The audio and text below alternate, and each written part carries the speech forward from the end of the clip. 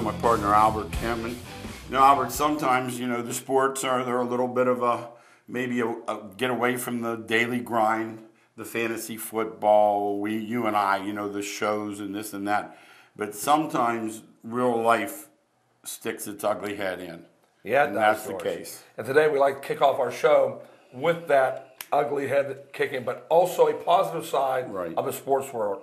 On August 17, 2012, Justin Griffin was riding his bike, a present from his mother Susan, and was killed on a collision with a truck. 15 years old, 6'3", quarterback, church group member, just an awesome young man, and his life was taken away. And the issue here was he was not wearing a helmet. And Justin's family decided to utilize this to gain bicycle awareness for all you kids who are out there who think that wearing a helmet is not cool. And Mike Wallace, a famous brother of Rusty Wallace, the great race car driver, has decided to put a decal on the side of his car that at the Chicago Speedway to help the Griffin Ray promote bicycle safety awareness. And Justin's father, Matthew Griffin, and his wife, Lisa, are also pleased with the recognition.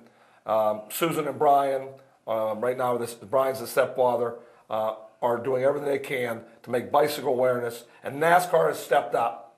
And we have lots of pictures that Greg, our producer, who's very close with the family, is going to show that shows the NASCAR world and the sports world what they do for people sometimes behind the scenes, George, that they get a lot of bad vibes. Well, sports world gets a lot of bad vibes. I'll say this, auto racing, of all the sports that get it, I think in the entertainment industry it's country music, and in the sports field it's auto racing. They seem to connect with the public better than any. Now this issue of no helmets, some states, I think 21 states have it. The thing I would say to you is it's a tragedy, and I think his mom asked a couple kids, she said, they said about looking cool, and then she said to him, well, how cool do you think it was?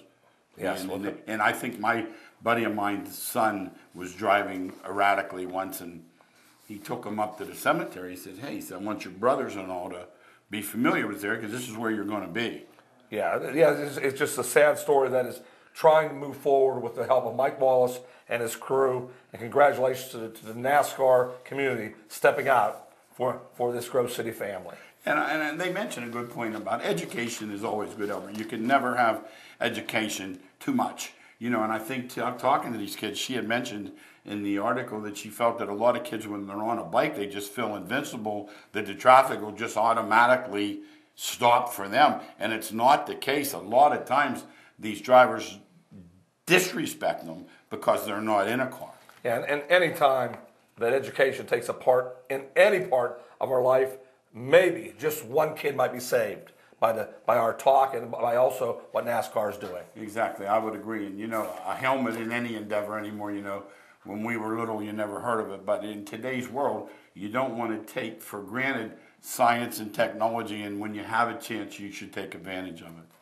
Now back to Sports Talk. I'm George Abraham. My partner Albert Cameron. Albert, we had kind of a sad story last week. We were talking about a young man whose life was ended way too early, Justin Griffin from Grove City, PA, and I believe we inadvertently said that he was a star football player, and actually his first love was baseball. Yeah, we want to get that straight for the family. We understand Justin loved baseball, slept baseball, MVP in baseball, and we want to make sure that we end that story with a proper note for the family. Right. Now,